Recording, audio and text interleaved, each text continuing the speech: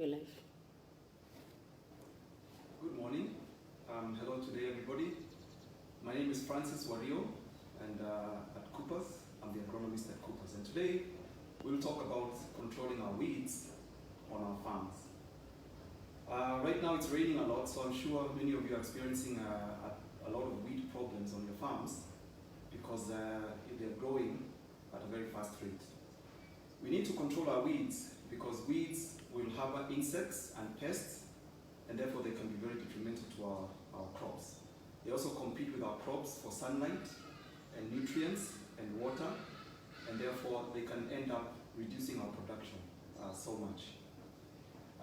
The types of weeds that are mostly problematic on our farms are categorized into two broad categories. We have the broadleaf weeds and we have the annual grasses. And the broadleaf weeds include weeds, for example, clover, buckwheat, Garland soja, also known as mukengeria in one of the local languages, also datura, milkweed, nightshade. In the nightshade family, we have weeds such as marigold, Mexican marigold, and also blackjack. These are some of the most dangerous weeds that bring most of the problems on our farms. Among the grass weeds, there's canary grass, foxtail, love grass, ryegrass, especially for the wheat farmers, wild oats, and nutgrass, also known as gonda.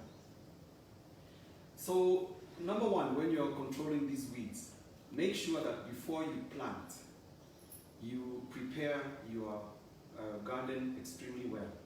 Make sure that it's free from weeds and weed seeds when you are plowing. So soil preparation is always the first step. When you are plowing, try to invert the soil. That means you turn it over upside down so that it covers the weeds. And this will help to suppress the weeds when you later on plant your crops. If you're not doing a lot of plowing or if you're into minimum tillage, then use a herbicide that is a broad spectrum herbicide that has non-selective properties and has little residual effect. For example, a glyphosate-based product, and do it right at the beginning of the planting. You can use a combination of the two. You can plow, for example, our wheat farmers, plow 1 month before you plant, and then you spray your herbicide, and then you'll be good to go. Post-emergence weeding, on the other hand, this is weeding when you have already planted and the weeds have started to emerge. We don't recommend that you use mechanical methods, that is weeding by hand hoe. And this is because when you do this, you have the risk of damaging your crop roots, and this will expose them to infection by diseases later on. And also you'll be destroying your soil structure. So it's best not to do mechanical weeding. It's best to use a selective herbicide for post-emergence weeding. For example, if you are doing potatoes, tomatoes, peas, carrots, and so on, we recommend that you use this selective herbicide known as Amber. Amber is a very good product. It works well against most of the broadleaf weeds that will affect your potatoes and your tomatoes and your peas and carrots. Remember to apply the product when your product is about 6 to 1 foot high, and you will be able to control them. Remember that your weeds will always grow faster than your crop. Your weeds will grow faster than your crop. This is what will normally happen. So therefore you need to control those weeds as early as possible. Do not wait to control your weeds after they have gone to flowering. If you wait to control your weeds up to flowering, it will be more expensive to control them at that point because the rate of growth is slower. And the herbicides always work best when the weed is growing fastest. Again, if you allow your weeds to grow to flowering, when you can start seeing the flowers, that means that they are going to be seeding soon, producing seeds, which means you have already lost a whole generation of weeding because you have another generation of weeds. So control your weeds before they get to flowering. If you're growing maize and other grains, wheat and sorghum and rice and so on, we recommend that you use this product called Pro 24D. Pro 24D. This is very effective against broad-leaved weeds.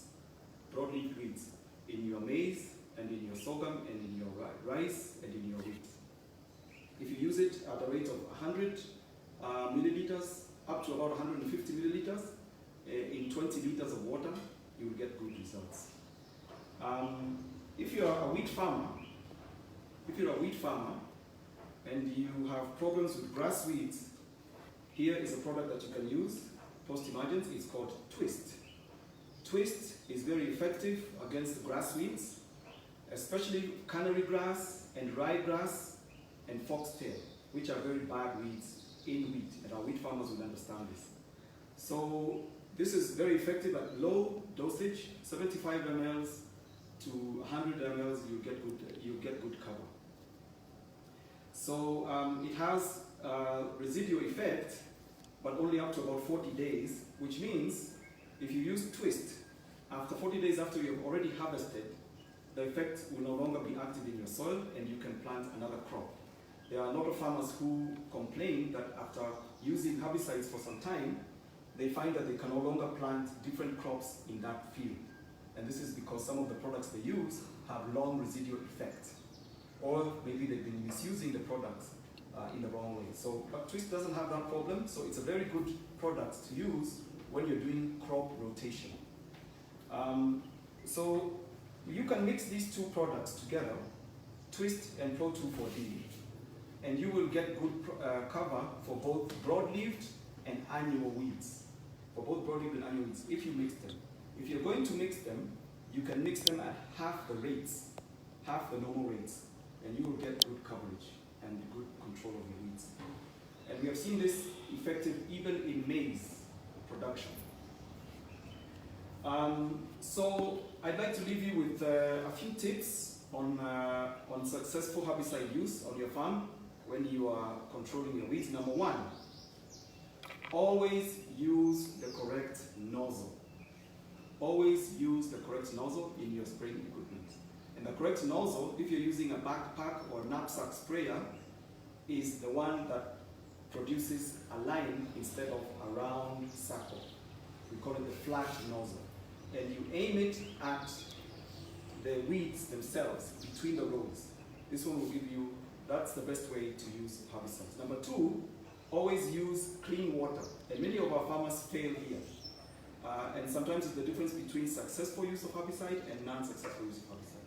The water, if it's not clean, if it has any soil particles, then it's not useful. The active ingredient becomes degenerated and it will not be useful. So make sure your water is clean. And they say use the water, the same water that you would drink is what you should use for use of herbicides. And that's a very important point. So farmers, please make sure don't use river water because it will always have soil sediments. Use other types of water that you can get. Number three, don't spray on stressed weeds. If your weeds are stressed, for example, if they're desiccated, in other words, if they're dry and they're looking malnourished, they're not growing very fast, the herbicides are not likely to have as much effect on them because, like I said before, the herbicides work well when the weeds are growing very fast. And number four, it's a good idea after you use your herbicide, after you've sprayed your herbicide, to follow with a spray of a foliar fertilizer. For example, Harmony, which we have at Cooper's, is a very good foliar fertilizer. It's organic and it will boost your crop and ensure that it reduces any stress which the crop would have undergone because of use of herbicide. And it will also help to boost your crop so that it will grow very quickly after you have sprayed your herbicide. And in doing so, you will have good production and the herbicide will have good effect. And your crop will continue growing up to harvest time. You can also add a bit of fungicide in there. It will take care of any lingering diseases that may be there. But so that is the use of herbicide, and that's how you can control weeds. And if you have any questions, I'll be very glad to answer them. Thank you.